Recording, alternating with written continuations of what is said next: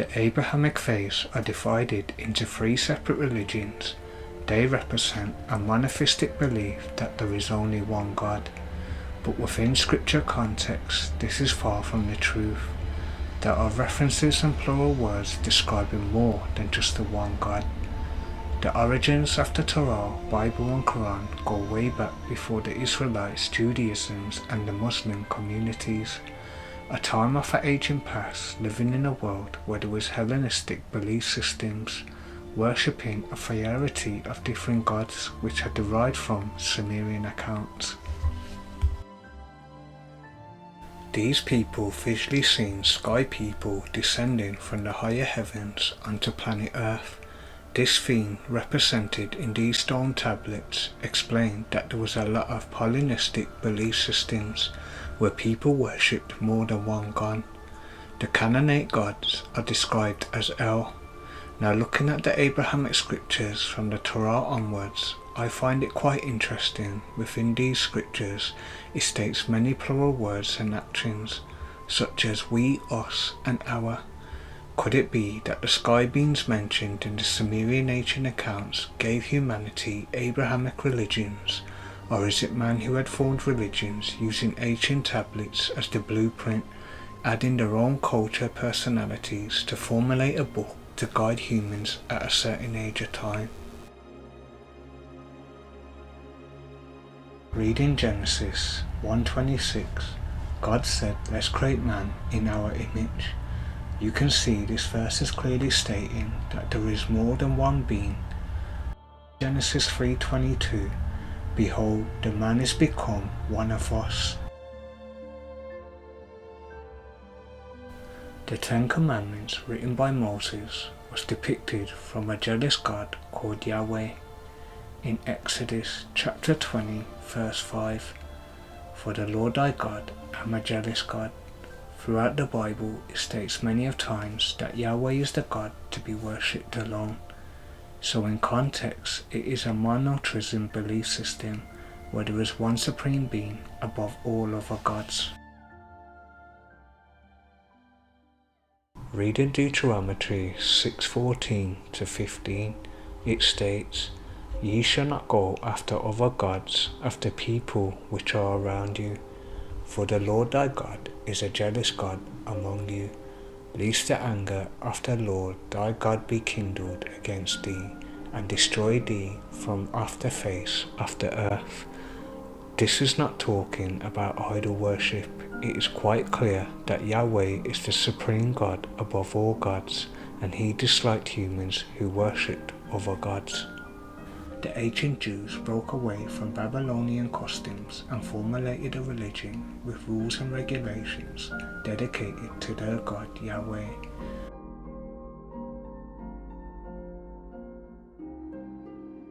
Comparing the Abrahamic faiths to the Sumerian, Akkadian and Babylonian tablets, they have similar stories within it. It seems the Jews had airbrushed the ancient tablets and then created the Torah. As time went on, many books was added to the canon.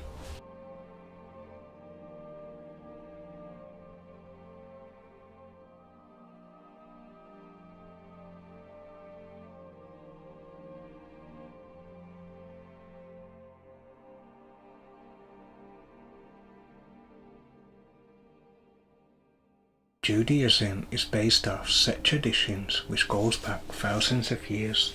There is physical archaeological evidence that Judaism was formed in Hellenistic times. It seems that the Israelites lasted up to the end of the Iron Age. Quran 33:26-27, "And he caused you to inherit their land and their homes and their properties, and the land which you have not trodden on, and ever is Allah over competent." This is the same concept throughout the Bible when the children of Israel was conquering other nations. Quran 44:28, "Thus, and we caused to inherit it another people." A lot of changes and traditions came into effect, just like how the Abrahamic religion's histories has been taught through prophecies. Since the Iron Age, Judaism has evolved on an ongoing slow progress of change. There is many traditions which have stayed the same within the Canaanites and the Egyptian tablets. Nowhere does it mention the name Yahweh. He was the God over a certain form of people. Could it be that the God Yahweh took attributes of other different ancient gods and formed it as a being of singularity, a deity who was formed to be worshipped as God? His identity is familiar compared to many other gods sharing the same characteristics, or is it extraterrestrials has been building civilizations where there has been many restarts, giving humanity different religions to follow?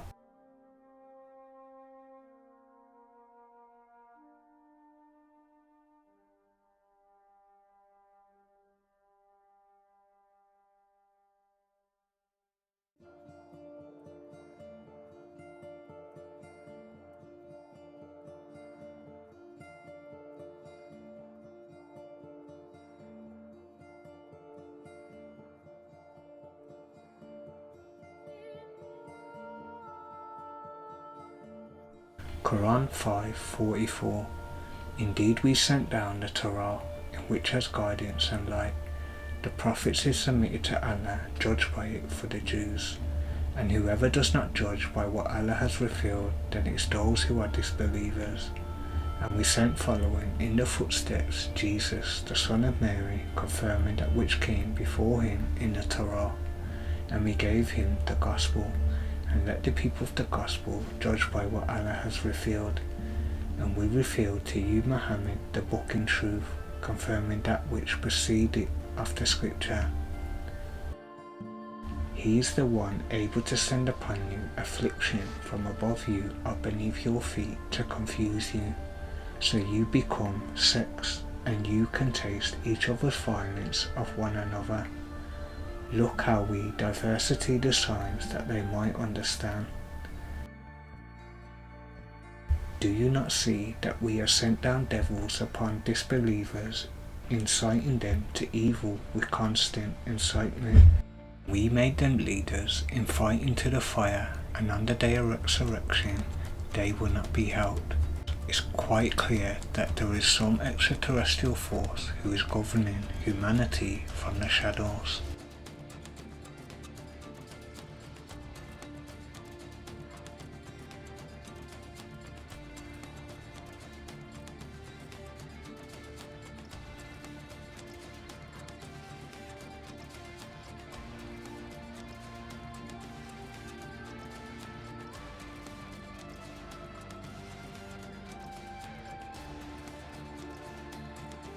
Exodus chapter 20, verse 3 to verse 5. The first commandment states, "Thou shalt not have no other God before me." Reading further on, it states that thou shalt not make unto thee any graven image or any likeness of anything that is in the heaven or above, or that is in the earth beneath, or that is in the water underneath. Thou shalt not bow down thyself to them, nor serve them. For I, the Lord thy God, am a jealous God. Exploring the ancient world, you can research how you bed idols. Within Sumerian periods of time, they had crafted reptilian being idols. Within Hinduism, there are descriptions of Matsya, who was a fish-looking human. The Dagon tribes also drew fish-like humanoids. Within the Assyrian cultures, many depictions of well-shaped, crafted idols representing reptilian and fish humanoids. Did they physically see these beings, or was it simply imagination? If you can see past the smoke screen of religious dogma taught by certain religious communities, reading these Abrahamic books for yourself, with immense research, you will see that the religious idolatries has blinded people from the truth. Here, at last. You know our story now, of how we tried, of how we failed, all our hopes extinguished. Save one. Your touch. A spark to save the world. There is clear indication that there has been an earlier restart before Noah's flood. Reading Genesis chapter 1:28, it states, God said, multiply and replenish earth. Replenish is basically to refill something. So humans was created to refill the earth from previous civilizations. This makes a whole world of sense in the terms of humans' true history. The reason why we do not know our true history and origins is because there has been many restarts. Each passing civilization has left knowledge, and they have architectural constructions. Quran 6 verse 6. Have they not seen how many generations we destroyed before them, which we had established upon earth, as we have not established you? And we sent rain from the sky upon them in showers, and made rivers flow beneath them. Then we destroyed them for their sins, and brought forth after them a generation of others. So my question is humanity just an experiment?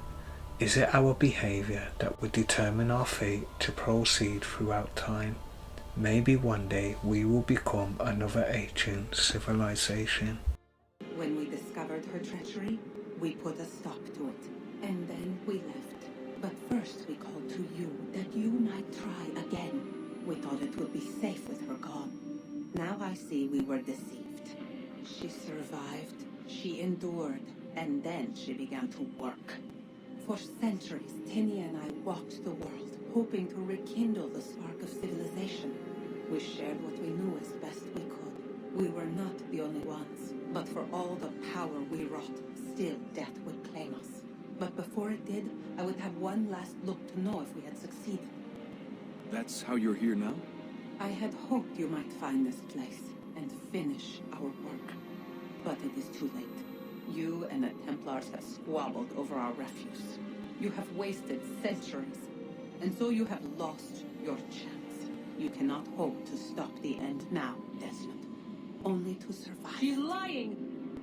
Only touch the pedestal and the world will be saved. Better the world burn than she be loosed upon it. Is that so? Show him then. But he will not understand. It is complicated. It is... Show me. If you heed Minerva, the sun will have its way. The ground will crack and spit fire into the skies. All the world will burn. But this does not end the world, merely heralds its arrival. Darkness follows.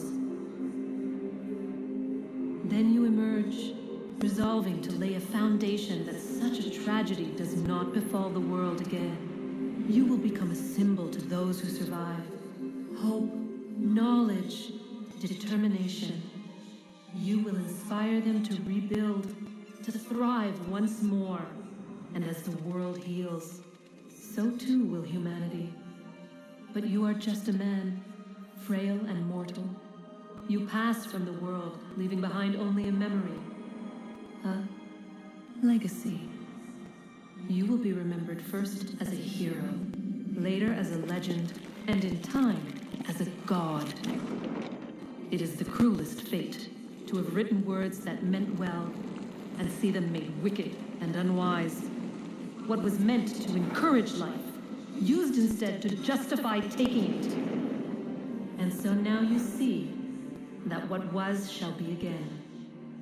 So tell me, how is this better?